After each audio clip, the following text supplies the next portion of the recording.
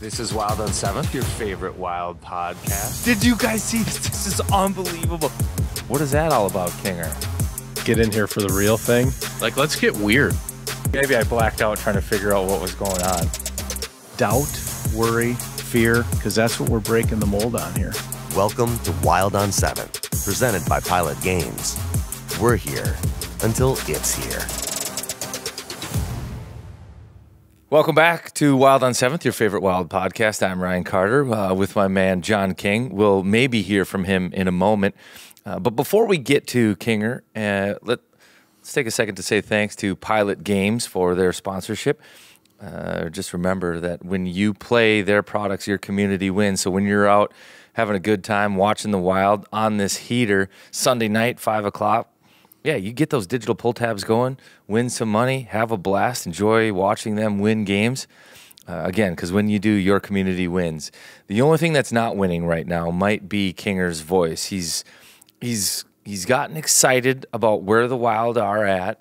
I think they've got the second most points in the NHL right now, and it's been a week straight of celebrating for Kinger, and because of that, he sounds a little hoarse. Kinger, how are you doing, my man? Yeah, I'm a little out of control. It's been, I've found myself saying things like, Kirill's on pace for 160 points. That's how many points he might have. I'm out of control. It's like, what do they call it, Carnival in New Orleans? I mean, I plan on winning. I'll be like, ooh, 5 o'clock, Toronto. We'll get the win before the Viking game. So we'll already have the win from the Wild, and then we watch the Viking game, and maybe they win too. Yeah, I've been reckless. I got some hot tea with some honey. I'm going to try to put myself back together, and I hope this isn't too painful for the listeners, but it's been really fun. I don't know how to behave. I think it's been, we just like win. Brock's fighting Crosby, like every player, a different hero every night. I feel like I'm watching a Netflix show. Should we wind it back? Let's wind it back. It's pretty weird, right? All we wanted was a good start, and we're like a freaking rocket ship. Maybe expectations should be a little bit higher. Maybe we should take a page out of John Hines' book and expect more of everything, and who knows, maybe you get it. But let's wind it back, because that was that road trip was long, and it actually turns out to be quite impressive how they played on this road trip, and to be able to beat the teams that they did and handily. And look at it. So they beat Florida, they beat Tampa, they beat Pittsburgh, and it seems that every team that the Wild beat on that trip went out and won a couple of games after against good competition. The Wild made Florida look silly. Florida then goes and wins a bunch of games. Now they're in Finland playing Dallas, and it's a battle here and there. Wild do the same thing to Tampa. Tampa comes back to town the other day. The Wild do it again to them.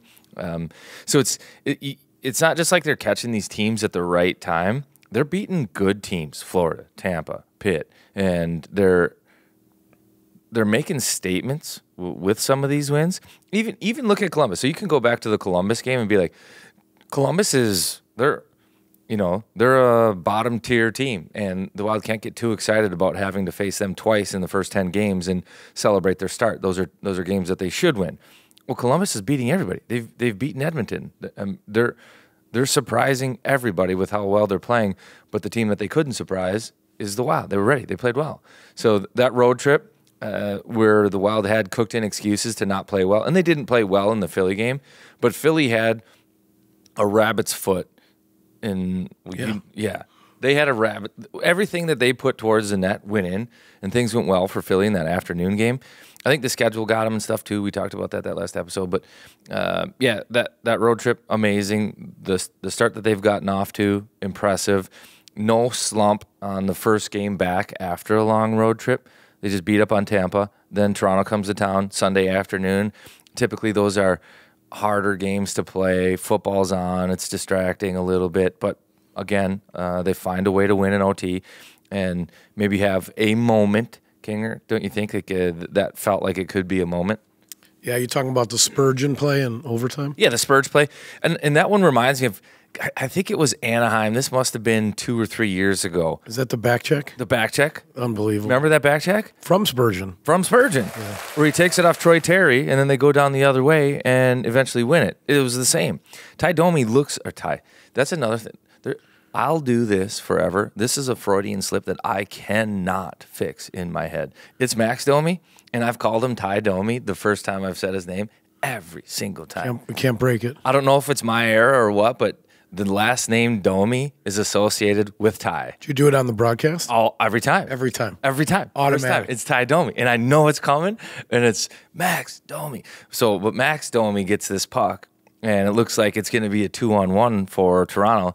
And Spurgeon just hits the boosters, takes it away, spins around, throws it up to Bully, and then it's over. But that play in and of itself, I think, is so important to this hockey club. One, it's a moment in an overtime game against a team that a lot of pundits probably picked as a Stanley Cup contender, if not more than that, as a favorite. To be able to beat them at home in that fashion, exciting. So that's great. But then you have your captain who started the season after off-season surgery and played a couple games, but then wasn't feeling right and was away and missed most of the road trip, came back towards the end in the pit game. And if there was ever a question on is he feeling better now, I think just those 10 strides illustrate, yes, he is. And those are the moments that you need as a player to get that confidence back in your body. Like the last episode when we talk about like the fracture in the relationship between your brain and your body and the trust, that's how you build it back. Like you beat a dude in a race in the neutral zone, win a puck battle, flip it up, score, OT winner. Marcus had the same type of moment, I think, and all of a sudden he took off. Now Jared, same thing. And you comment on this, and we'll talk about how good Spurgeon was in that game. Well, I think you're absolutely right. I can see Spurge finding his game. It reminds me a lot of what you were saying with Moose. Sometimes it's just a little play where he'll jump in and dump it. Like he'll get a couple quick steps and show his acceleration. I think he has 5 points in 3 games. I think I have that right. So he's been involved right from the start. He's actually picking up. It seems like Faber's coming off that power play even ahead of the forwards, and Spurge is kind of coming on and transitioning that first unit a little bit at the end. So I think he's finding it. It reminds me a lot of, I don't know if did you watch the game when Moose hit a guy last night and you could literally see the life leave his body? It was on the wall. I don't know what happened. I don't know if he was unconscious for a minute and then just, I got to find the clip and Was that Tanev? Was it Tanev? It was on the wall. He hit him. And it was a close-up from the corner, so there was a shot. And you could literally see his life leave the building. Like it was like a ghost just went up into the sky. And then he like kind of buckled his knees, and then he skated away. He was fine. But I don't know what happened. I don't know if that's from losing your breath or what, but Moose he is dialed. Spurgey's tightening the bolts. I feel like we get it from a different guy every night, kind of, tuning their stuff up. Yeah, and there's a lot that goes into the successful start. I think the Wild are top, and I haven't done the stats after last night's game, but they were in the top 3 or 4 teams in terms of guys that have multi-goals, so 2, 3+ goals. The Wild were top in the league with a number of guys that have that. The D have started to get involved offensively. You've got Middleton, Spurgeon now, Brock Faber. But you're right, it's a different line. It's Freddie Gaudreau one night. It's the third line. Then it's Hartman's out. Now he comes back in and he scores the goal in the Toronto game there. And different guy, different group every night. It wasn't that way the first 5 games. No. It was Kaprizov or the Yek line. Because you're getting some sneaky stuff. You're getting Freddie chipping in, Brodin chipping in. Spurge is catching up from being out. And it's really balanced. We had a couple, really a small group holding us together at the start. I feel like Lauko is pretty exciting to watch. Like at any given time, it feels like he could do something kind of crazy and fun. Our guest today, Yakov Trenin, still seems to be wanting to find his game. But it's been fun to watch just how many places they can get scoring from. Well, I think and Trenton will be the guest today. We recorded this a couple of weeks ago right out of training camp. There's a lot of excitement about what he was going to bring, and I don't think he's probably thrilled with the way the start has gone. Like, first impressions in this sport matter. They do, in terms of the coaches and what you show them that you can do, and management and the fans, and a good start can really go a long way. So I'm guessing he's not thrilled with that. But the good thing is the team's doing well. And he was moved from the third line, which I think that they were keeping together because they see the promise that it has. The old Grief line from back in the day. They got the big bodies and guys that are defensively good. And the numbers defensively for the third line were super solid. Expected goals for were top tier in the league. They weren't generating scoring chances, but they gave up next to nothing. So ironically, their numbers in terms of possession were really good. But now he gets a chance to just go simplify his game, and who knows how long he's on that fourth line. But he's with those guys now. Play a speed game, get on the forecheck, find a way to get an ugly goal. And I think that's what Marcus had to do too. The way he scored his goals, he went to the net for the tip, but he just took on a power forward kind of role and realized, I'm not going to get these pretty 2-on-1 rush goals. Let's find a way to get one, and I think Trenton's going to have to be the same there. I do want to go back to Spurgeon and Brodin because those guys, the last game, were unbelievable. And historically, it has been Middleton and Spurgeon, Brodin and Faber together. But last game, I think it was Brodin and Spurgeon together, and all of a sudden, wow, watch out. And that's something that maybe Hines can do at home because he can control the matchups a little bit. But the stats while they were on the ice, I don't think they surrendered a shot against while those two guys were on the ice. And you think about the lineup that Toronto has, that wasn't those guys going against their bottom six. It was Austin Matthews, William Nylander, those types of guys, Tavares, and not giving up shots. That it was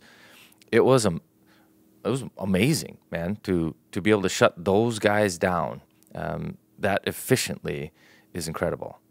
I mean, when we're healthy, we really look like this new age kind of Carolina Hurricanes, New Jersey Devils, like this team with lots of guys that seem like they can replace each other. It's not a team with only a handful of guys that can get the job done. A ton of depth on defense. Gus, I feel like we don't even see Gus like around Tria. Like he goes in a tunnel, plays the game, and I mean he's like a mystery man. I don't know if he kind of got done with last season and was like, not the way I wanted it to go. They're talking about 3 goalies. I am just gonna put a little note to myself in the corner of my mirror, and I am going to be better than ever before. He's just so focused. Yeah. I don't even, like, I swear to God, I haven't even seen him around. I want to know if that guy has, like, I don't know, bulletin board material at his house that says, like, there was a lot of people that said the St. Louis game, I think that was like the 3rd or 4th game of the year, like circled that one and said, hey, this is going to be Wallsted's first start of the year. And he's like, no, it's not. And over the course of the summer, there was a lot of media outlets that said, hey, you should trade Gus. We got to get rid of Gus. Like, you've got Wallsted there. He's blocking the path. You've got Fleury back. Get rid of Gus. Get rid of Gus. It doesn't make sense. But here we are. How valuable. And I do remember I heard you multiple times this summer saying, I don't think we should trade Gus, because it's a very important position. Have some depth at goaltender is not the worst thing in the world. If you just went Fleury and the rookie, I mean, that's a whole lot of risk there. And for Gus to come back the way he has been absolutely, I mean, it's as important as Kirill. And you forget, like, he's 25. Goalie prime is a lot. It's even a lot older than player prime. It's give it 3 years. If player prime is 24 to 27 now, call it 28. Goalie prime is probably 27 to 31. So if you're giving up on a goaltender that had the second best save percentage just a year prior in the NHL, so promise on a 23-year-old goaltender, you're going to say, no, let's get rid of this guy because he had a down year. It's like, give the guy a chance to grow up a little bit. He made some mistakes. He got a new contract. He had a kid. Life changes. He got behind the 8 ball early. And then, boom, here he is now, rebounded. So Huge. I'd love to see what that dude does have on the bulletin board. But with that, life does change with a child. It does. And And there's a new one wearing a Minnesota Wild sweater. Yeah, are you talking about little baby Middleton? Yeah. Well, first of all, friend of the program, and what a heater this guy's on. 2 goals, 6 assists, 8 points, +9. He's shaving his mustache and like GoPro cameras. His tarps off interview. I want to know if this had the same effect for you. So when Jake has the mustache and he does the tarps off video, it kind of seems like he's wearing clothes because he has the big mustache. So it's almost like He's covered. He's got a sweater on. he's wearing a robe. When I saw him with the shaved mustache tarps off, I almost couldn't look. I felt like he was nude or something. Like I had snuck up on him because he just had the little bit of scruff. You're watching the interview through your neighbor's window or something? Yes. Like I was like, he didn't have the caterpillar on there. And then even with this headset thing they got him doing, I mean, it's amazing. But, I mean, good for him. He's got the new baby. He's going to have dad strength. He's already playing well. Now he adds dad strength to his resume. Just going to be able to carry a refrigerator up the stairs, no problem. I know. now. Pull up a lawnmower through like one of those ladders that drops down, just one hand lawnmower, set it there. He can do all that stuff now. Even with the baby in the other hand. Now the baby's name is it like Stevie Joe or something? Do we know? What is this? Stevie. I heard Stevie. Stevie, a girl, almost like Stevie Nicks or something. That's pretty cool. Yeah. That's a you can picture little Stevie with like a bandana on the back of the motorcycle heading out to Sturgis someday. And congrats to Mom. She apparently is healthy, and Stevie's healthy. That's obviously the most important. Middleton had a big smile on his face. You could see it because it wasn't hidden by a huge mustache. So that's kind of cool too. Oh, he's out there. That'll be a big moment. That will be saved forever. But I love the sentence he had after post game too. He hadn't had much sleep. Yeah, I think that's the name. But the guy goes out and fires a bullet on fumes too in the Toronto game. Like just impressive. But the things that these guys are sacrificing for the team too, it can go understated, but it's important. Like he prioritized family and team, and he's getting results on both ends. And I mean, you look at last year with Spurge being out, another guy that was just in the fire, like Faber, was Jake. I mean, playing all those minutes, some of it was uneven, learning stuff, learning how to push offense, learning when not to. Man, we're loaded on the back end. I mean, if you think of the D between Spurgeon and Middleton and Faber and Brodin and, Chisholms can skate, Bogo, that's a fortress back I think there. we said it at the start of the year that the top 4D have to be healthy, and if they are, things will be good. And going back to last year when they needed to improve and find, I'll call it, 10 more points during the regular season to be a legitimate playoff team. And where could they get some of those? In health from their back end. And I think you're seeing the potential of this club with that. I think going back to the stats and the domination from the Spurgeon Brodin line, I think while on the ice against their top couple lines, shot attempts were 24-2 in favor of the Minnesota Wild. And of those shots, Toronto didn't register one on net. So they either missed or were blocked. So imagine that. 24 attempts to 2. They're playing the offensive zone the entire time while those guys are on the ice. Just breakout machines. You mentioned one more thing that I want to touch on too. It's Faber coming off the ice on the power play, and just seems to be going a little bit earlier than the forwards. Well, the forwards they've got their thing figured out. They're like, hey, we're good for 2 minutes. We're a 90. We're good. We're a 90 to 105. You did a couple retrievals, Brock. Yeah, you switched, but we're good. Yeah, to 105 second power play. But it's the mentality here, I think, and the impact that a guy like Jared Spurgeon can have, and the respect. This is a show of respect. That's right. I agree.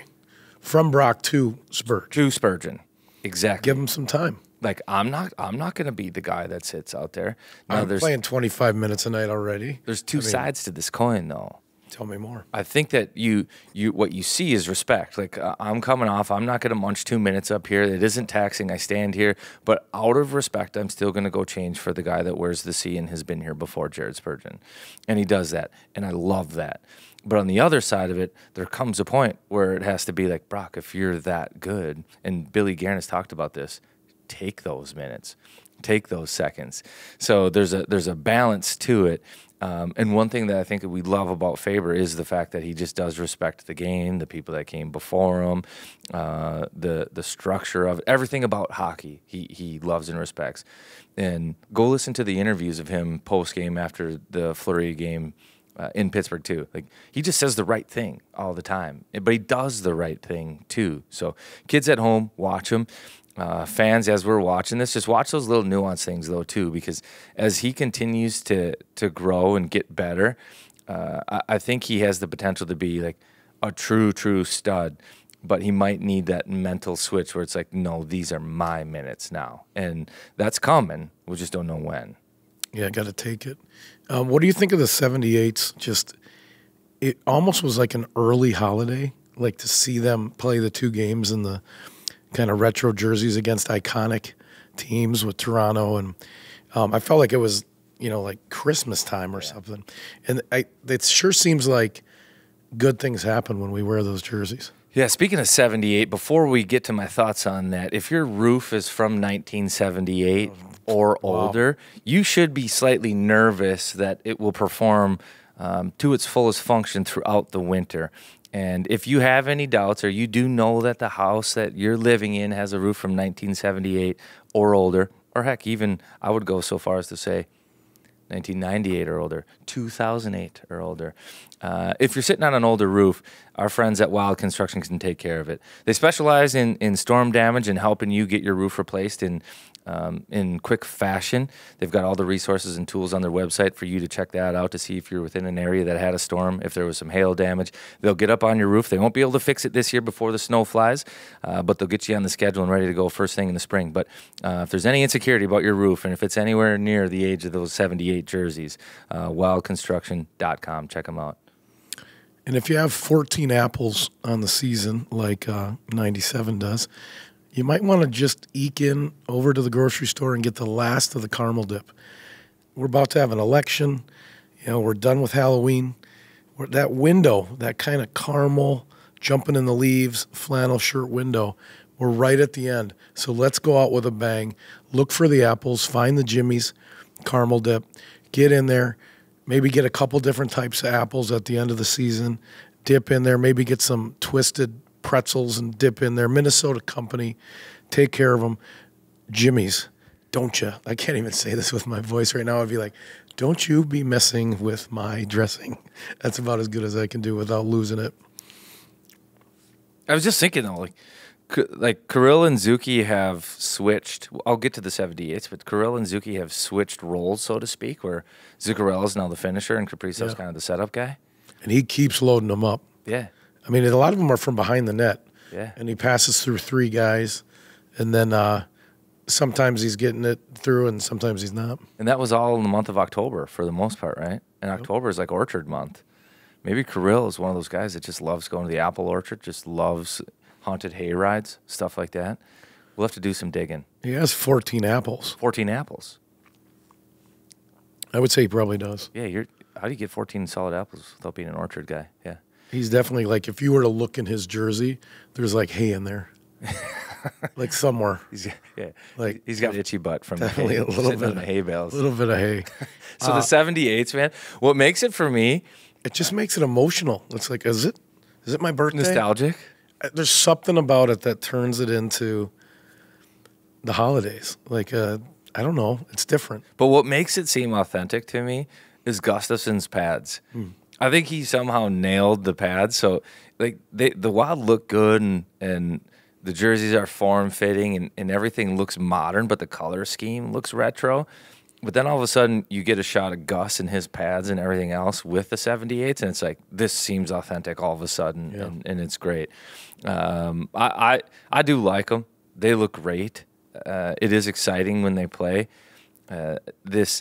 I don't remember the third jersey of the year, but there was one game a couple of years ago where it was, I think that the Wild had something similar to the 78s, the Kelly Greens, and it was the Kings that came in purple, and they had a big game here. Yeah, was that the 8-7 game? Yeah. Just never stopped? Yeah. Unbelievable game that's burned into my mind. So I think from that moment on, I've been a big fan of the 78s. Stuff happens when they wear those jerseys. In terms of moments, it seems like there's a lot more moments when they're in the 78s.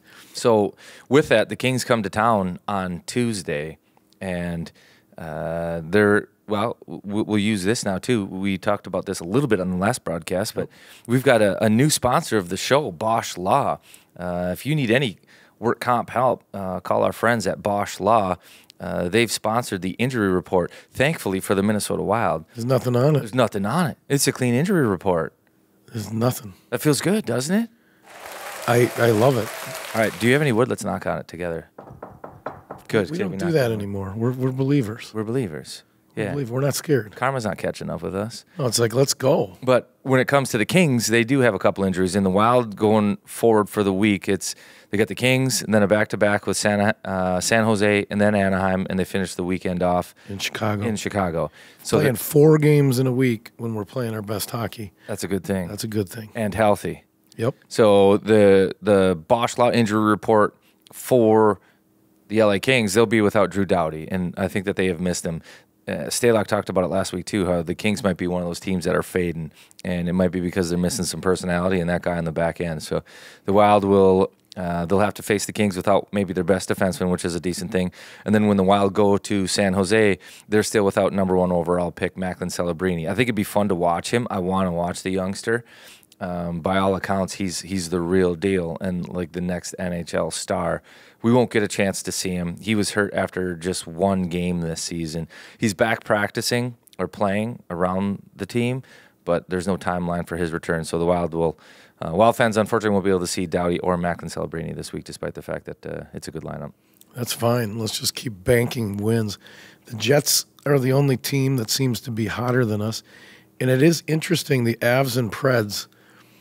They've put together some wins, but they're still at the bottom of the standings. Who would have guessed Colorado and Nashville would be the teams having the most trouble? Nobody. It's crazy. Nobody. I had Nashville, or not Nashville, sorry. I thought Nashville was going to be good. You had Colorado coming back down to earth. Yeah. And their goaltending numbers, you just can't hide it forever. You can outscore teams for a short period of time. You can't do that forever. It's unsustainable. And I think that's what Colorado is learning right now. Now, they are beat up. Their injury report, long. I think multiple sponsors. Yeah, they might have 9 of their top 12 regular forwards hurt right now. So they're beat up. They have an excuse, but still goaltending for them, I think, is always going to be the issue. It's Georgiev and Anunin, and I don't think that they've given the reins to the young guy yet, Anunin, but that's coming probably if they can't get something over 900 save percentage. Yeah, interesting. Central's shaking out much differently than I think anybody thought. Winnipeg off to a great start. They've got 1 regulation loss. They're the only team in the NHL that has banked more points than the Minnesota Wild. Who would have thought that at this point in the season, the Wild are the 2nd best team in the NHL? It's great. And the only team ahead of them is the Winnipeg Jets. Yeah, they have 22 points. We have 18. This was all we talked about all summer. And don't you notice the team just is embodying like Heinz body language from the summer? Like it's just like they're just taking care of business. That's what they look like. Besides that one Philly game, which was a little odd, it's just like they are. Yeah. Like even this week, right? You got this San Jose, Anaheim back to back. There's all kinds of ways to turn that into a trap game. But I picture this group just being like, no, these are games we can win. Let's go win them.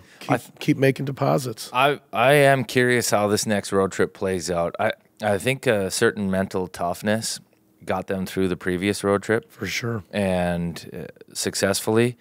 But to come home, play what feels like 3 really quick games, and then jump back on the road, go out west for another 5-day or 3-gamer with the back-to-back and stuff, it seems like that could be tough mentally. Be like, all right, we're back on the road again, you know? And there's a lot of things that these guys need to be home for. We talked about Middleton. He's got a newborn now, and a lot of these guys have kids and stuff. It gets stressful being on the road. It's hard. But, yeah, gone for 12, home for 5 days, back gone for 5 more days. That's going to feel like a long stretch. Yeah, and I hope they just stay dialed in. I mean, that's what they've been. They've been dialed in. They have been focused. The only time they haven't been dialed, it seems, this year is the second periods. That period has plagued them.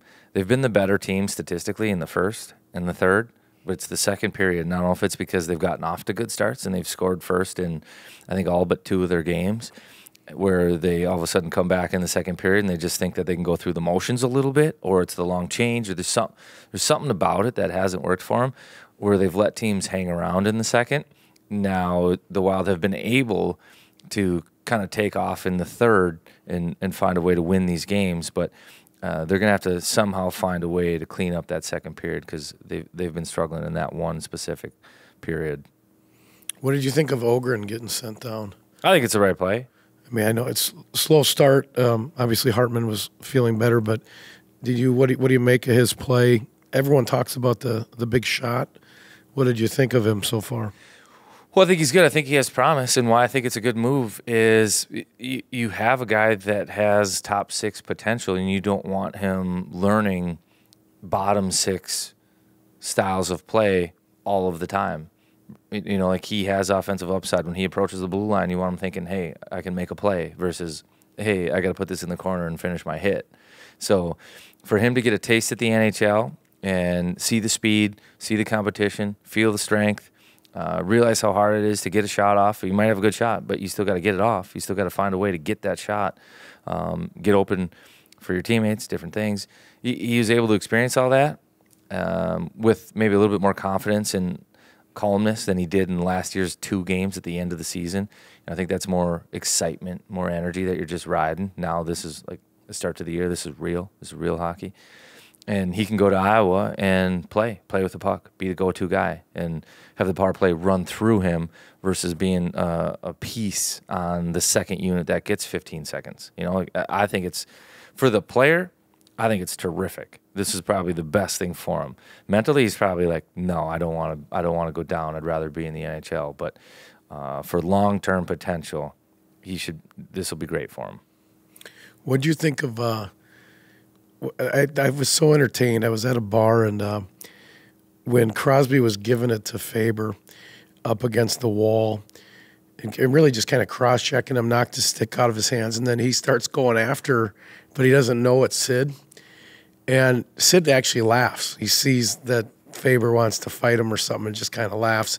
They bring in the other guy to get in the scrap with Faber. How did you think he did? We're breaking the seal with some of these guys.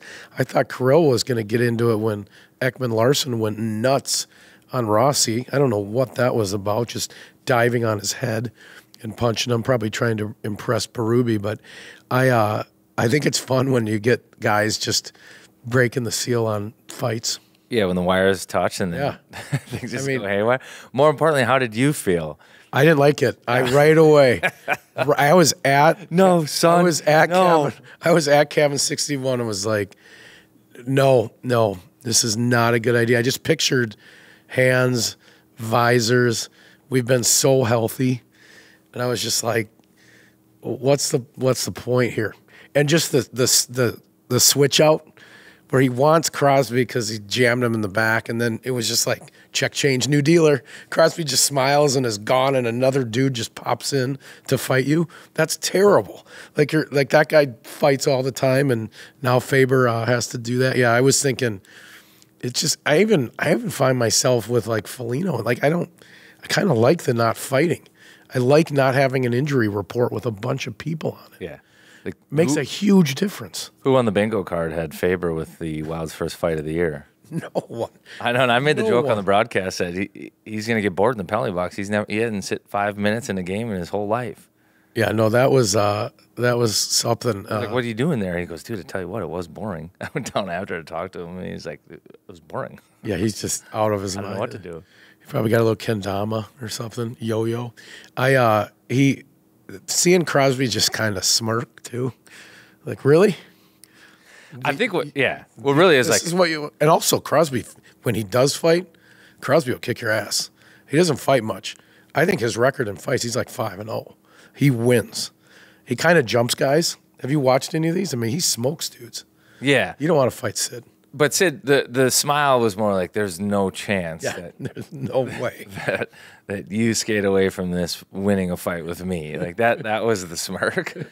I like that Faber that he got upset though, that he went for it. Oh, he was. And I think ironically, Crosby was upset because he thought Faber slew-footed him. But if you watch the replay, it almost looks the opposite. Oh, it's a mess in the corner. Well, he's getting the cross check lower back, sticks lost. Yeah. But it was I think Crosby was surprised at how strong Faber was. So they go into this battle together, and Faber's got both feet on the ice, and Crosby went to like push him off. It didn't work, and they go down awkwardly. But Crosby ends up being, I think, able to get up like the better of the position. So that's where he shoves Faber a couple times, pushes the helmet down, and the thing that I noticed too is Faber likes to wear that visor. Super high. Super high. Super high. I mean, and then it wasn't high enough. So I think what can happen too is like you get into that, and then like you hit the wall, you hit somebody, and then your sweat will hit your visor. Then you really can't see anything. It's like it's raining on the inside of your visor, and there's no way to wipe it off. So then he pushes the helmet up even farther. And as he's skating up the ice to try to give Crosby a hard time, and St. Ivan, he jumps on the ice. He's like pushing the helmet up further so that he could like project his voice further. So I thought that was hilarious. But he did great. Yeah, he held his own. You know, Sid was the one that used to wear his helmet like that when he first came in the league. Exact same thing. Visor was like at the hairline, pointed straight up. But yeah, I mean, that was not something I expected to see at all. It's been. We were saying we were waiting for a moment, 2-3 games into the season. Now it seems like we get one every night. They're giving that chain to somebody new that's made an impact in that game, whether it's the captain or Flower back in Pitt, or I mean, it's just been great. Moose, reconnecting with his body. It's been a real treat. It certainly has. And speaking of treats, we talked about this, the injury thing and staying healthy. If you want to stay healthy, winter is here, the cold snap is here, the air inside your house matters, and if you want to breathe clean, fresh air, you might want to connect with our friends at Aquarius Home Services, because right now they're running a special. It's $29. Aquarius will come and evaluate your system with their Furnace Peak Performance Check. It's like a health check for your home's heart, Kinger. Don't wait for this first icy blast. Stay cozy now. The windows are going to be closed. The air needs to be clean. Keep warm. Schedule your $29 Furnace Peak Performance Check at AquariusHomeservices.com. Aquarius, earning the right to be recommended, Kinger. That's great. On a similar front, I think I would head over to Cub. I'd like to just kind of get healthy, after being on this bender, being on this heater. I think I'd go over to Cub. I'm not going to buy the Busch Light that they have on sale for a great price. I think I'm going to get some lemon lime, like some energy drinks, some electrolytes, maybe some salads and soups, which they have a ton of over at Cub, and just kind of double down on, maybe I'll start journaling this week, get back to Lifetime, maybe clip my nails, I don't know, start getting a lot of sleep. Maybe I'll buy an Apple Watch. I don't know. I think it's time to maybe slow down a little bit, let the team be in the fast lane. I can ride back, take care of myself over at Cub with delicious, nutritious foods from one and only Cub Foods. Kind of ad-libbed that one. Yeah, you did a good job. I think everybody knows what the On Ice Cookie Monster is. Yeah, it's the guy that goes up to the referee and says quietly, "Hey, I touched that puck. Yeah, it was me, number 14. Give me an extra assist." Well, the Cookie Monster in the studio is right here. You're looking at him. It's me, Ryan Carter. I love cookies, and I don't like dainty cookies. So if you don't like dainty cookies, T-Rex Cookie is the thing for you. They're baked right here in Minnesota, and they bring you a local flavor that can't be beat. And whether you're at XL Energy Center looking for a nice, huge 7-inch treat or grabbing a frozen dough pack from Cub Foods, you're supporting homegrown goodness when you eat T-Rex cookies. How are you going to live it? You got to live it. So tell me about this heater that you've been on, because you went from Florida. I was at the Elbow Room. Portland, Maine. Elbow Room karaoke sang La Bamba. Went up to Portland, Maine, which is basically a foodie paradise. This weekend went to Nebraska to visit my niece with my 2 brothers and my wife. So we were basically like knuckleheads. I've been going a little bit too hard. How'd the prize picks go this week? God, I screwed it up. You had it. So I know a lot of people probably do prize picks. I don't ask Carter for help a lot because I think it's probably annoying, but I was like, hey, can you really look at this? Because he wasn't doing the game. But he had such detail. So it was the Tampa goalie, but he put a little tiny minus for Like a dash. for a dash for under 27 saves. And I almost always bet overs. So I actually screwed up. Spurgeon didn't get the blocks. We would have, but you were really good. You had like 5 out of 6. But I did make the wrong bet. I put the over on shots for the Wild against Vasi. And if you look very closely at Ryan Carter's doctor handwriting, it was a little tiny minus. But yeah, I like that stuff. It's just been fun, man. Yeah, it's fun when you can hit those too, like the trends and the guys are playing too. Yeah. Like Foligno 3 hits right now is just like, come on, how have you not adjusted that? I think he had 9 that game. He's killing people. I'm gonna pull this video. I just recorded the replay of the game while we're sitting here.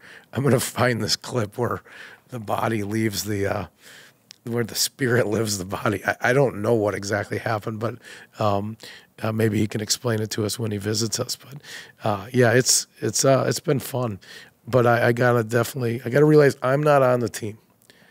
I'm not. I gotta I gotta live my life. I gotta pull back. It's a long season. They're the tractor, and you're on the hayride. Yeah, I'm a long season though. Like if somebody was like, "Hey, Kinger," like Heinze would be like, "I know you're excited. 82 games, buddy. 82 games. We need you healthy. You got to be able to speak on the podcast. Maybe you don't have to bet on every game. Let's just kind of one day at a time, buddy. I think I gotta kind of pull it back in, or maybe they'll give me the belt. That could be a surprise. I like that you like over bets too. I can't because I'm positive. I hate betting unders. Yeah, but that's been an interesting trend. The Wild in terms of shot volume It's unders. Yeah, like 27, Especially the first 27 saves. So if the Wild are going to score 3 against Tampa, they need 30 plus shots. Like they haven't been getting that. They're just like marksmen. I know they're selective, but efficiently selective. I mean, that's what you were saying. Like, well, they don't need all the shots. Right. They get good ones. Like I think Marcus Heinze's been Foligno has saying the 4 same shots thing. on the year. He's back. 4 shots on the year, and he's got 2 goals. He's shooting at a 50% clip. Remember that? For like 2 years, he shot at like 25 and 28%. And I was like, how is this even possible? They're selective, but when they get their chance, they bury it. It's funny with Carrillo on the gambling. Like, it is so high now. Because they were saying only 5 players have started the first 10 games with 20 points or something. So it's kind of historic what he's doing. Yeah. And they've already adjusted. Like, Whoa. you got to have Carrillo getting 4 points. And one of them is like 2 points a game is usually one of the bets, kind of. Yeah. And but nobody else has that. If you look at all the players, no one besides McDavid, maybe last year, you never see a 1.5 Right. as the over-under. But he's at that level. I mean, he is the guy. And it's hard too because sometimes my mind goes to, red black at the casino and the roulette table or whatever that is, where it's like you've had 8 blacks in a row or reds coming. Yeah, bet him to not score. Yeah, but you can't with them right now. And it feels negative. You can't though. That's a sucker bet though, that they know that you want to bet the overs. And I think there's a lot more money to be made to mix in some unders, but it feels so negative. Watching a game with an under bet is such a buzzkill. To be like, no, Don't do that. No, Jake, Don't score. Don't shoot. Score. Jake, don't shoot. Don't block another shot. Get out of the way. Like, it's so weird. It's not natural, especially with overtime and things like that. But yeah, I'm enjoying the ride. I hope we continue to buckle down. A lot of California here, LA coming to town, San Jose, Anaheim, and then we get to go see the Bedard boy next Sunday in Chicago. So play a lot of hockey when you're playing good hockey. I think it's a good thing. Let's throw it to our boy Trenyan. So again, he sat down with us early on in the year. Might have been a couple weeks into October. So this one's been sitting on the shelf for a little bit. But interesting guy. Not a lot to say about some topics, but I think we learn a lot about him in this interview. Yeah, he's a big man, and he's a little scary. And he's still finding his game, but I think you'll like getting to know Yakov Trenin. Trenyan. Trenin. Here it is. All right, this interview is sponsored by Duke Cannon. Man, if you need flow, and actually this guy's got some good hair. If you need good hockey hair, you want to support a Minnesota company, walk into your neighborhood Target or anywhere, really a hardware store, and pick up some Duke Cannon. Make your hair a weapon with Duke Cannon. Work harder, smell better. Hey, we got a great guest today. Yakov Trenin, 55th overall, just signed a big ticket, $14 million. His tour of the Central Division continues as he comes from, picks up his third team in the Central, joining us here in Minnesota. Thrilled to have you. Welcome to the podcast, brother. And to the Minnesota Wild. Yeah, welcome, buddy. 14 million, what is that in rubles? Multiply to 100. Multiply by 100. I could do that. You are our first Russian on the podcast, which is good. So we're having glasnost. The Cold War is over. We're bringing you in. We're excited to have you. What do you make of being here so far? What was it like to join the team? You obviously played for Heinz before. So what are your early impressions of camp? Yeah, camp I expect to gonna be hard, and it was hard, but I was prepared for that. And city surprised me. It's nice where I live in Minneapolis downtown. It's clean, it's quiet, it's nice. Like by the river, good walk there. So I like it so far. Yeah, great. So camp was hard. Were camps similar with Heinz in Nashville? Like a lot of skating, a lot of a lot of skating, a lot of battles, like 1-on-1, 2-on-2, just like grinding there. Your legs start burning, but you still like gotta find your way to the net and stuff. And does Heinz like that? Like he came in halfway through the year last year and changed a couple of things and very detail oriented. But would you say that that's what we can expect from him this year? Like first full year, he's got the training camp under his belt now. Like pays attention to details, likes high battle. I mean, I think about the teams in Nashville the last couple of years. Really hard to play against. Work hard. Skilled can score, but kind of also punch you in the nose a little bit. Like similar. Yeah, he's like in this zone. It's very detailed. Everybody know like you need to be exactly here, work hard. But then like when you in a zone, he have room for creativity when you can make plays. Hey, this is his first podcast, right? Yeah. Should we do rapid fire with him and warm him up, or maybe get him loose and then do it? What do you think? I think we use rapid fire to loosen him up. Okay, so we're gonna play a little game with you. It's easy. It's called rapid fire. So we ask you questions, and you just answer them quickly. Mm-hmm. If you don't know the answer or it doesn't make sense to you, you just say pass, right? The goalies are really slow at this. We don't want you to be slow. I got to find my list. If you have yours, Karts, you can start it. But I'll get it going. Who do you text the most? My wife, probably. Yeah, besides your wife? My agent. Good answer. Well, you got a good agent. Mine, after you sign the deal, you don't talk to him for 3 years. No, I'm kidding. I'll be more like a friends with him. Oh, yeah? I see how she's going. Yeah. Nickname? Yak. First concert? Katy Perry. Katy Perry. That makes me so happy. What do you listen to in the car besides Katy Perry? Radio. What kind of music or talk or what do you listen? Like if I put it, it's gonna be Imagine Dragons. Okay. But usually I just put something on the background. Nice. Have you had a real job before? No. Just hockey. Yeah, just hockey. If you could have a green light, you get to go out. You've just won. He says, "Have some fun, boys." Any NHL city, where would you like to do that? New York. Good choice. Weirdest food combo? Weirdest? Like borscht and peanut butter, or no, Carlson pregame meal. What is it? It's pasta with ketchup, like another sauce. Yeah, I don't know. You should see it on the internet. Okay, It's pregame meal. I don't know how he can play after that. Who eats that? Huh? You eat that? No, Erik Karlsson. Eric Oh. yeah. That's great. Okay, hockey jersey you had as a kid. Just mine. I never had somebody's. I like it. Who was your favorite player growing up? Malkin. Malkin. Yeah. What's your go-to drink at the bar? If you have to have a drink, what are you having? To be honest, water. Okay. I don't drink. Nice. No vodka. No vodka. Yeah, you know what a pet peeve is? Something that annoys you, like gets you upset, like slow drivers, or my pet peeve is too much stuff in my front pocket all the time. Do you have any pet peeves, things that annoy you right away?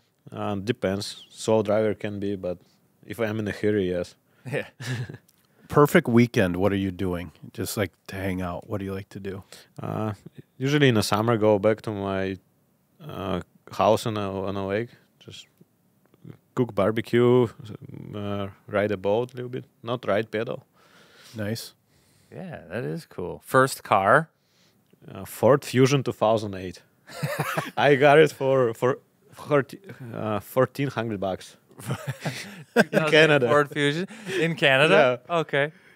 That's outstanding. Do you have a hidden talent? Anything you can do that might surprise people? No. Good answer. If you had to get a gift card from any store to buy things, it could be clothes or what store would you want a gift card from? Best Buy. Oh, Minnesota company. Oh, yeah? Yeah. You don't know that. Yeah. Yeah, buddy. Something in your fridge that you need to have. Chicken for pregame meal. Buckwheat. It's a Russian grain. I eat it for pregame meal. Oh, okay. Yeah. I'm going to start doing that. What's the last thing you binged watched? A movie, a TV show, something you watched like a bunch of it at once? I forgot. I just finished one TV show on Netflix. Forgot the name. Okay. And last one from me, your favorite social follow. Like you have an Instagram account. Like who do you like to see on Instagram? Katy Perry? No. I don't know. I don't think I can tell. Okay. All right. I like Who it. plays you in the movie? So if there's a movie, it's called Yak. It's at a festival. What actor would you want to be you? Robert Downey Jr. Iron Man. Good work. Yeah. So let's start with social media, okay? Your last post, 2023, you're still playing for Nashville. It's time for a hard launch of the Wild, don't you think? No, like for a wild picture, I wait good quality. want a good picture, and then I get Okay, and what's a good picture? Like, there's a great picture of you with a bloody face on your Instagram. So what would be a perfect picture? Because these guys might take it. What would be a great It's picture? when I'm in action. Action shot? Okay. Action shot during the hockey game, and I'm on the first plan. Okay. Maybe after he scores his Yeah, in first perfect goal. goal after scoring. Okay, so once you get the goal, you're going to come public with the Wild on your Instagram? Okay, No, good. maybe it is a good shot. Okay. Okay. Well, note to all the photographers out there that work for the Wild, we need a great photo. I want you to text it to Yak, and let's get a hard launch of the Wild on his Instagram. Yeah, sometimes you got to be sneaky too, though. Did you wear like an A in any of the exhibition games? I was. So sometimes I Yes. you did? No, I did it. Yeah, I did it probably before when I was in like minors or juniors. I Yeah. remember first time and then put it on Instagram. Exactly. Yeah. So like in preseason games, I was like the vet that they would have to throw in to hit the vet minimum on game one of exhibition. Yeah. So I wore like an A in every first exhibition game. Did you hit that hard on your Instagram? Exactly. That's the one that you post because you have the letter on your chest. Like, yeah, I wore the letter. Whereas because That's when the agent only texts vet in him. the lineup. His agent's Yeah, texting yeah. him. Good picture. Good picture. I like it. I wanted to hear, you've been in, between you and Ryan Suter, I think you have the whole Central Division covered. You got Nashville, Colorado, Minnesota. What are your perceptions on the room, like the group? You joined Minnesota. You played with Kirill in the World Juniors, so you probably know a few of the guys. But what's your sense of the team so far? Since this group is very tight, like when we go for a dinner or something, everybody is just tight, talk together, everybody like on the same table, like connection between each other. Like when I've been in Colorado, there's more like a groups kind of. There's one group to talk to each other, another group between themselves, and like that. That's good. Yeah, you hear that with this club that they're tight. And when you signed your deal, like, do you get text messages right away from like Spurge? And or even before I signed, John Hines first of all called me, then like Kirill texts me, Marcus called me, and I'm like, wow, he really wants me. Yeah, and that does that matter? Like it makes you feel it's like matter. Yeah, I'm like, this team wants me the most. Yeah, I'm gonna go there. Yeah, it feels good.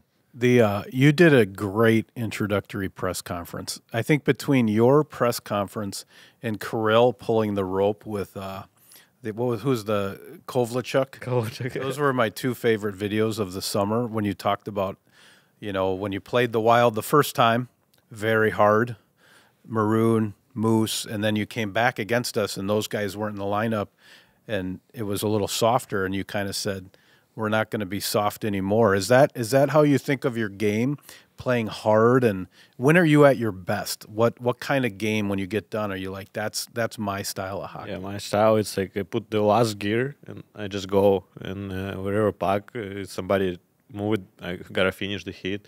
And if I create turnover, I go bring the puck to the net. If can't, pass to D and go screen the goalie and try to create chaos in front of the net. Nice. So back to the Central Division and stuff too. What's Nathan MacKinnon like? Wild fans have learned to probably dislike him because he's good, and you get a chance to play in that locker room.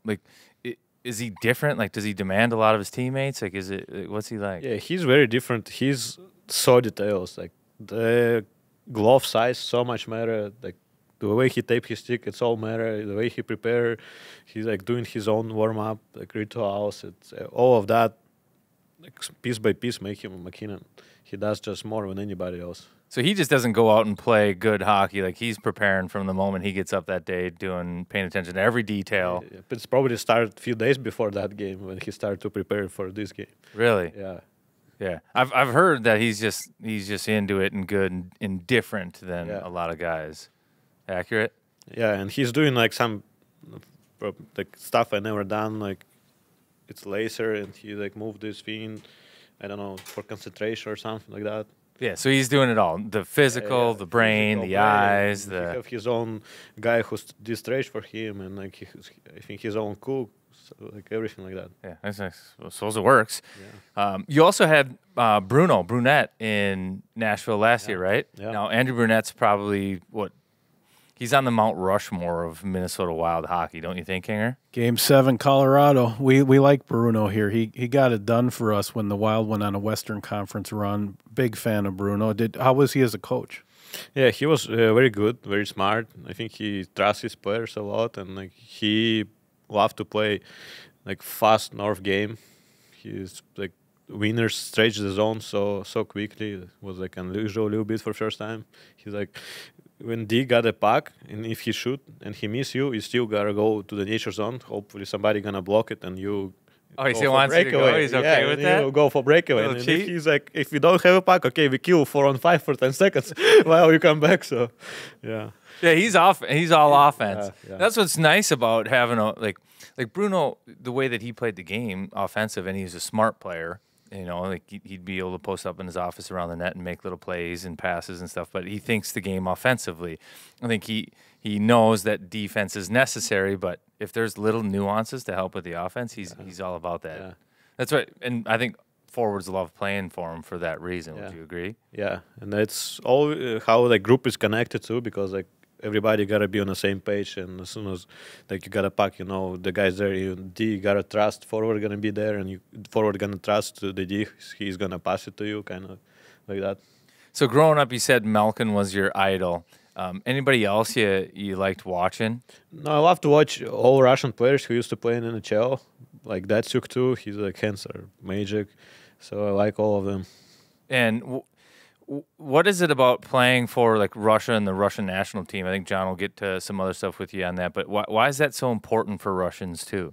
Because it's lots of just in whole Russia. If you like won the World Cup, and it's kind of cool because everybody know what is World Cup. Even people who never watch sports, give them World Cup, we're like, oh, this guy is real deal, or like Olympics, something like national championship.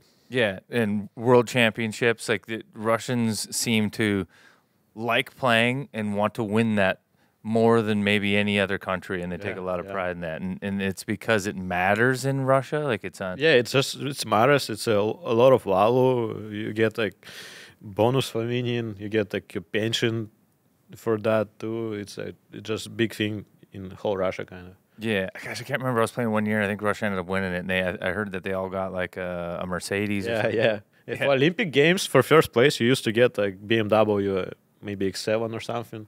So second X5 and third was like X3, X4. Yeah. That's outstanding. Yeah. That is so great. You played the World Junior Championship, right? With Kirill, you guys got bronze. It looks like Kirill was the leading scorer on your team. What are your memories of playing with 97 back then, and what's it been like to now see him up close here? Yeah, it's kind of privileged to play him and be able to learn from him what he does, and he's a special player. Some things you can try to do at 12 or younger, but you still won't be able to reach that well. Yeah, that's the thing.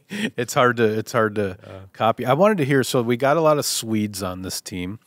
We've got Jojo and Ek and Brodin and Volstead and then we have 3 Russians with Murat and Kirill and yourself. And Zuki seems to be an honorary Swede. I'm wondering if he's an honorary Russian. Where does he fit on the airplane if you're playing cards? Is he an honorary Swede as a Norwegian, or is he both, or what do we got? A bit of both. You accept him on both sides. He close friends with Kirill, so yeah, he's pretty. You pull him like a rope with Kovalchuk to the Russian side. That's good. That's good. Yeah. How much Russian is spoken in the locker room? Like, do you guys less than Sweden? Less than Sweden? Yeah. So the Swedes hold the locker room. Yeah, they hold the locker room. But there's a pretty strong Russian contingent now, though. It's you, Murat, Zuki. Zuki's also Swedish too, right? Yeah, he gets both. He has triple citizenship, I think, now officially. I wanted to talk to you about your stats are interesting. You're a goal scorer, right? 17-7, 12-12, 10-4. In the U.S., we call that a Cy Young because a pitcher wants to have more wins than losses. So it's pretty rare that a guy would have more goals than assists. Is that your game when you're playing at your best? You put the puck in the net, or what should Wild fans expect on that? Obviously, I get more fun from scoring, but also try to make plays. I don't know, I would say don't get lucky on apples. But yeah, obviously love to score more. So Lauko, clearly the Wild made a choice to get tougher. And I've enjoyed watching him on the bench. He's just talking. Are you a talker on the ice, or are you like more silent but deadly? Yeah, do you say things, or do you just kill people? No, I'm more silent. Okay. Because I think if I start chirp, when I start thinking, I just gonna lose my sense and sound. You're like the Russian, sound stupid. Yeah, KGB. They just sneak up behind you and get the job done. It's scarier if you don't talk. Right, that's what I mean. And just that but you don't want to retrieve the puck because he's coming. Right, you can hear him. If you so what do you make of Lauko? Because I've enjoyed. I was watching the Dallas game in preseason. You guys were losing 4-1, and he was just on the bench, just giving it to the Stars. And what's he like to play with? Because I'm imagining you're going to spend some time with him on PK or whatever. Yeah, he also talk a lot to our team too. He always get us going. Like, let's go, boys. Like, have a good shift. Move your legs. Like, I like that. That's good. Yeah, we needed that energy on the bench. So back to what was the medal they won in the World Juniors with Kirill? Bronze. That's the bronze. I think that's right? Yeah, bronze? yeah, bronze. So you get a BMW? Yeah. No, we got nothing. It's for Olympic Games. I was going to say, is that when you got rid of the 08 Fusion? We got money bonus. He takes his 08 Fusion right to the shop. Yeah. So when did you move over to, well, it was Canada, right? Yeah. How old are you? I was 17. Okay. And how does that go? Like, is that scary for a Russian? Like, did you know English, or at that spot, did you play in the queue? So did you need to know French there, or what was that? Yeah. Before 1 year before I was going, I was start thinking, so maybe I would go and start take English course a little bit more serious. And then when I went there, I was surprised. We speak French in Quebec. I'm like, why I was learning English? Yeah. But it wasn't hard. They put me in a billet family, and family was helping me. I got lucky, and that family was another hockey player, and he was like helped me so much. I need something. I was trying to explain to him, and he would have go get it for me. Yeah. So is that? I mean, 17 years old, you move across the world, like no parents with you, like to chase the dream of playing hockey. Like, is that scary? No, when you're young, everything, you're fearless when you're young. I feel like I was full of fear when I was young. I was like, And you were just crying going when to Green Bay. I was crying when I packed that car to drive 4 hours. And when you're young, you all focus on hockey, and Yeah. you don't things doesn't bother you. Like no wife, no kids. You just like hockey, like practice after it, and do something at home, and ready for next day. And the focus, obviously, if you're moving, is to make hockey your job, to Yeah. play professionally. Exactly. Yeah. Yeah. When you're doing battle drills with the Wild, because Heinz runs a tough camp, who are some guys that are tough on every day? Out here in Tria, where if you get lined up and you keep going against that guy, where you're like, man, this is going to be. I better be ready because this guy's going to bring it. I know all the guys do, but who are some guys that are particularly hard to play against from our team? I would say Fabes and Kirill. Yep. Everybody says that about Krill. He's stronger than you think. Because he's so shifty, and one-on-one battle, he's just like, he here, boom, he already here, and while you move your body, he's already on our side. You have very strong first stride, like first couple strides, and shifty, and he's like a tick. If he bite you, he gonna sit on you like forever. Yeah. Like, strong. He's like an ox. Strong on puck, yeah. Yeah. And Faber, too, just like, Yeah, and Faber too, he's like defense stick. He always like his stick in your that pocket, and like you never can like fully control the puck because his stick is on the way there. yeah. Your English is great. In the Russian order, Kirill, Marat, are you all the same with your English, or who's the most comfortable with the English? I think me and Kirill more comfortable. I think I know a little bit more words than him, and Yeah. and Marat just learning. Just learning. Yeah. What's his personality like? He seems fun on the social media. He's got the long hair. What's Marat like off the ice? He's quiet too, but then he's just gonna go to you and like say something just from random stuff, and it's funny. He's like like that, sneaky funny. I like that. What do you like to do away from the rink? In the summer, I like to bike, road biking, mountain biking, like boat pedal. Yeah. And at home, you've got some family at home, a wife, and In here, I got wife and a dog. Yeah, Dog. if during the season we like to like walk a dog on a day off. Maybe I like to cook too. what do you cook? Borscht? That's the only Russian food I really know. Borscht, I cook very rare. Very rarely. My wife first time cooked the borscht, and that day I got called up. Oh, really? Yeah. So it's lucky. Yeah, it's lucky. And then after one game, I got sent down, so played in the minors for a month, and then because she cooked the borscht, and then it didn't try. I got called up, and she's like, "Let's cook again," like because you didn't try. We cook it, and I got called up again at that time, and staying in the NHL. So we never cook it again to not go anywhere. You're not going down. Yeah. Well, maybe if you need a hat trick or score a couple goals, maybe try it one more time. I think you're probably safe on a 3-year one-way deal. You're not going anywhere. But another thing with Russia, it seems like fashion's important. I mean, essentials. If you've got nice hoodie, like looks fancy. Like you care about fashion. You like fashion and clothes. Yeah, I like clothing. I like to look nice. Right now, I'm more comfy just for practice, but when we go, I try to dress nicer. Yeah. What's your go-to designer? Or Designer. Recently, I started liking MRP, new thing. It's a brand by MR Porter online platform, like for sale. I'm unfamiliar, but it sounds really nice. What are you going with tomorrow? You got green carpet, 10-10, October 10th, opening night. You got it laying out on the floor right now. There's going to be photographers there. Might be something could be, yeah. Instagram worthy. You got Arteezy the dog in the house. You got it all laid out. What are you thinking tomorrow? I'm gonna dress green double bottom suit. Oh, nice. He's got it figured out. Yeah. What kind of watch? Hublot? No watch. No watch. No okay. watch. How about the shoes? Shoes. Blue suit dress shoes. Okay. I like that. That'll be good. That'll be really good. The only reason I know that brand of watch is because Kovalchuk would come into the locker room in Jersey and he'd have like a big old, I think it's Hublot. Okay. Yeah, but Yeah. and it was huge. It was expensive, and he just just tossed it around. That thing's worth more than my Ford Fusion '08, and he's just tossing it around. It was no big deal, but it's a nice watch. Yeah. So So maybe you might. I just don't like wear it for the game because you just show up and you need to You take take it off off. right off. Yeah. Yeah. I'm always afraid to wear them on the road too. If you had a nice watch, because then you leave it on your nightstand or something, then boom, it's gone forever. You know. So Billy, he likes hard hockey. He grew up in an era with like Kachuk and these just tough power forwards. And are you a fighter? Do you fight, or mostly just take care of business? Checking, or how does that mix into your game? Are you a guy that drops the gloves? Yeah, physical forward, but when it's like fight is necessary, I drop them.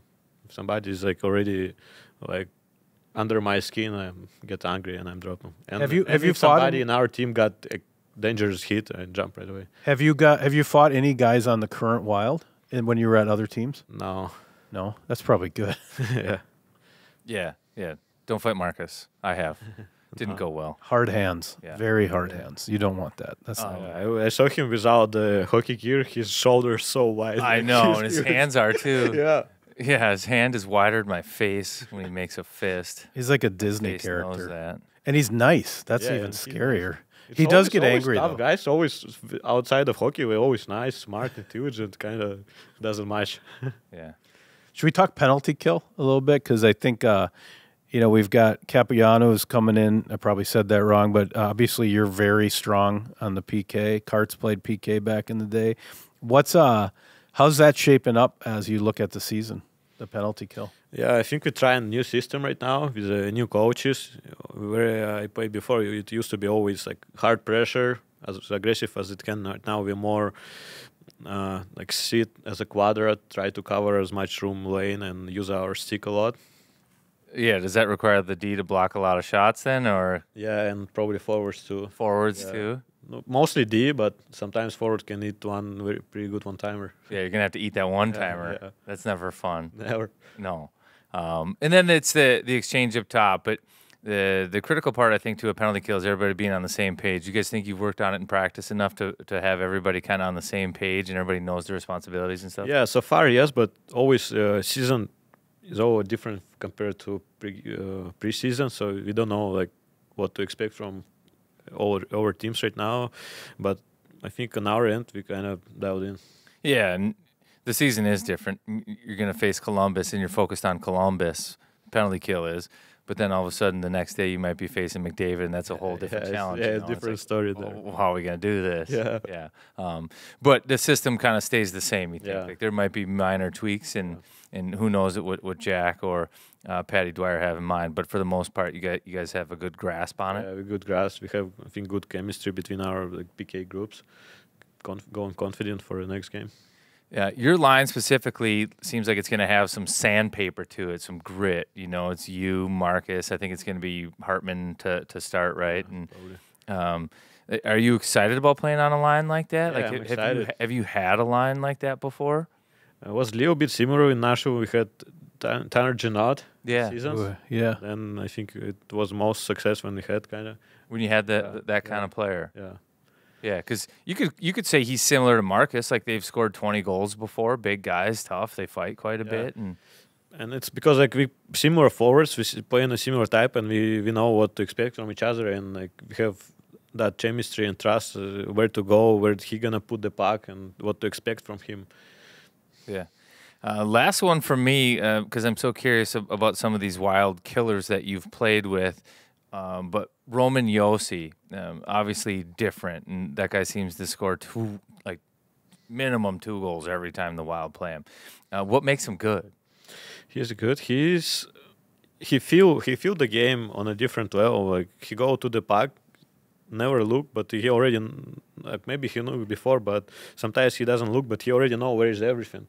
You go try to cover it, he like blindly pass tape to tape, and also on top of that, he's a good skater, good puck handle, like move his legs and like playing as a forward on a blue line, very confident too. Loves to shoot. Yeah, love to shoot, love to spin aramas. Yeah, big shot too. He's got eyes in the back of his Yeah, head. yeah. That explains it. Hey, what's Hartsey like? So Angry Moose is pretty fun. He usually throws his helmet when he's really angry. You'll see it.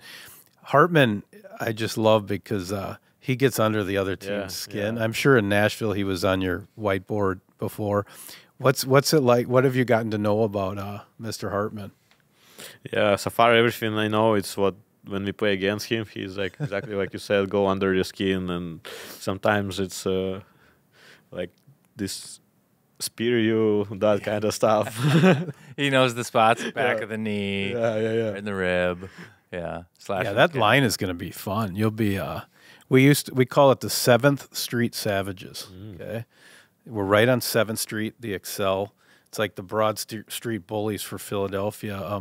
Minnesota likes mean hockey, and I think the fan base is going to enjoy the Silent Assassin yak. That'll be good. So you have some borscht superstitions where you only need them when you only eat it when you need to play in the NHL. Do you have any other hockey superstitions? Well, I do all my routines in the same time, exactly before every game. That's kind of it. Oh, that's it. That's simple. That's everybody. Yeah. Tie the skates at 17 minutes, and then you go out, and that's good. Have you watched the documentary on Prime, the new one? Philip Forsberg's in it. He puts his skates on every time at 7:07. Yeah. He wakes up at 8:08 in the morning. It's pretty good. Have you watched it at all? I watched first episode. Yeah, it's good, right? Were you surprised how much access they had? I mean, they really are showing everything. Yeah. I was shocked. I would think teams wouldn't like that, but no. I think it's like for a growth of the game. I think it's perfect to show that. Very good. I agree. They really get. Have you watched the carts? No, I haven't yet. It's good. It's unbelievable. I mean, I have not seen. I know a bunch of teams reached out afterwards and were like, take this out, and Amazon was like, no, we got it.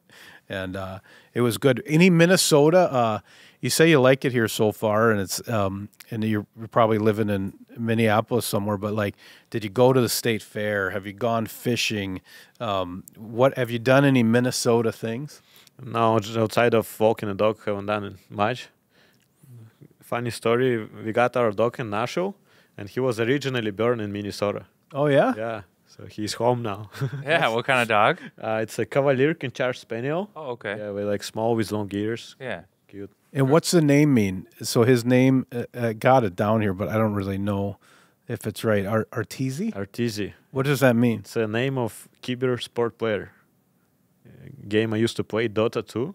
Okay. Yeah, PC game. So my wife want to have So it's from a video game. Yeah. My wife want to have a dog, and I'm like, we're going to get it if we're going to name him like that. Are you a gamer? I used to be. Now I'm more fan of video game.